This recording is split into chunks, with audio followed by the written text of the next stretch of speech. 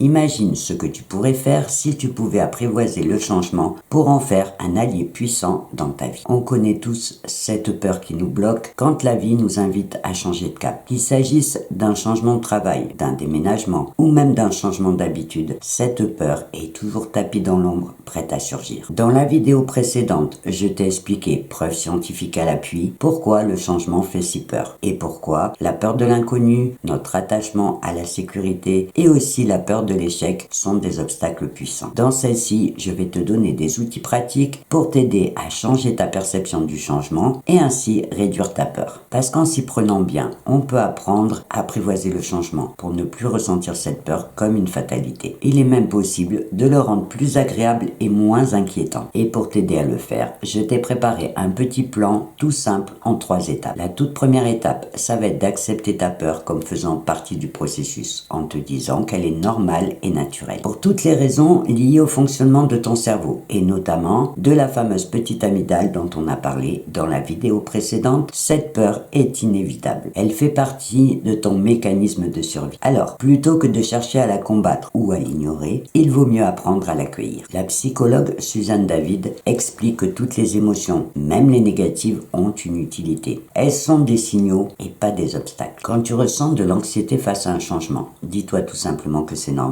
Elle montre que tu vas sortir de ta zone de confort, ce qui est nécessaire pour évoluer. Imagine un plongeur de haut vol prêt à sauter d'une plateforme de 20 mètres de hauteur. Il y a de grandes chances qu'il ressente de la peur, mais au lieu de se laisser arrêter, il s'en sert comme d'un signal pour rester plus attentif et plus concentré. Comme ce plongeur, tu peux choisir de voir tes peurs comme des indices qu'un changement se profile et qu'il va falloir rester attentif. La deuxième étape, ça va être de fractionner ton changement en plusieurs petites étapes. Quand tu regardes un changement dans son ensemble, il peut te paraître énorme et te paralyser. L'idée de passer par la transformation peut être tellement intimidante que tu risques de ne pas oser commencer. Et c'est normal parce que ton cerveau est câblé pour éviter les changements trop grands ou trop brusques qui activent des niveaux de stress élevés. Le neuroscientifique Richard Davidson nous explique que les petits changements progressifs sont mieux tolérés par le cerveau. Ils réduisent la pression et créent des habitudes durables. Il te suffira donc de fractionner ton changement en petites étapes concrètes et progressives.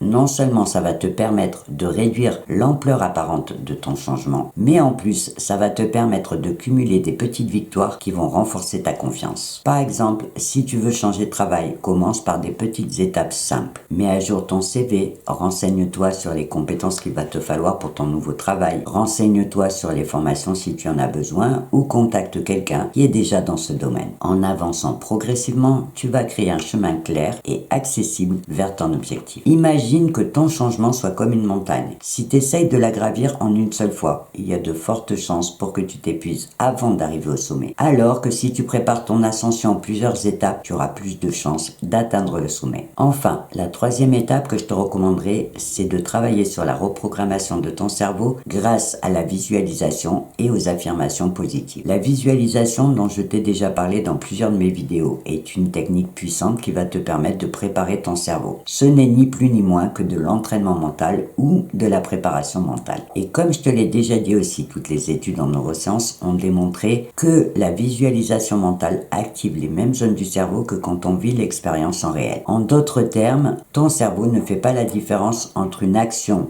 visualisée et une action réelle. Ce qui veut dire qu'en visualisant ton succès avant de passer à l'action, tu vas diminuer ta peur et renforcer ta confiance. Je reviendrai sur la technique de la visualisation dans une prochaine vidéo parce que j'en parle souvent et je sais que quand les gens la découvrent, ils sont plutôt sceptiques alors qu'on l'utilise depuis longtemps et dans de nombreux domaines. Que ce soit des sportifs, des parachutistes, des chirurgiens ou même des musiciens, ils s'en servent tous pour préparer leurs défis et réduire leur stress. Pour aller plus loin, tu peux aussi utiliser les affirmations positives qui vont te permettre de reprogrammer ton cerveau pour qu'il perçoive le changement comme quelque chose de positif. Selon la thérapie cognitivo-comportementale, nos pensées négatives conditionnent nos émotions et nos comportements. Donc, en remplaçant ces pensées négatives par des affirmations positives, tu vas pouvoir réduire ta peur et aussi changer ta perception du changement. Par exemple, imagine que tu es un chanteur mais que tu appréhendes les représentations publiques. Commence par te visualiser en train de réussir ton interprétation. Imagine-toi que tout se passe bien et qu'à la fin, le public t'applaudit. Ensuite, répète-toi des affirmations positives le plus souvent possible en te disant « Je suis capable de relever ce défi ». On peut dire que la visualisation, c'est exactement comme tracer son chemin dans une forêt dense. Chaque répétition rendra le chemin plus clair et plus facile. Pour conclure, je te dirais que comme on vient de le voir, la peur du changement est un mécanisme naturel, mais ça ne doit pas être une fatalité. En l'acceptant, en fractionnant ton objectif en plusieurs étapes et en reprogrammant ton cerveau grâce à la visualisation et aux affirmations positives, tu pourras non seulement surmonter ta peur, mais aussi transformer ta perception du changement en une opportunité puissante. Alors, après tout ça, qu'est-ce que tu choisis? Essayer d'apprivoiser ta peur du changement pour en faire un allié puissant ou continuer à le fuir? Pour finir, je te propose un petit exercice. Choisis un petit changement. Identifie un petit objectif simple que tu aurais envie d'atteindre. Par exemple, te mettre au sport ou améliorer ton organisation. Divise-le en 3 étapes concrètes. Par exemple, t'inscrire à la salle de sport, te fixer un programme et assister à ton premier cours. Puis, visualise ton succès. Par exemple, chaque soir avant de t'endormir, imagine-toi en train d'accomplir ce changement et de ressentir la fierté qui l'accompagne. Répète-toi une affirmation positive plusieurs fois dans la journée et note comment tu te sens au bout d'une semaine. Es-tu plus confiant, plus motivé ou carrément prêt à agir? Avant de te quitter, je te rappelle que si tu as des questions ou des réactions à partager, tu peux le faire dans la partie commentaires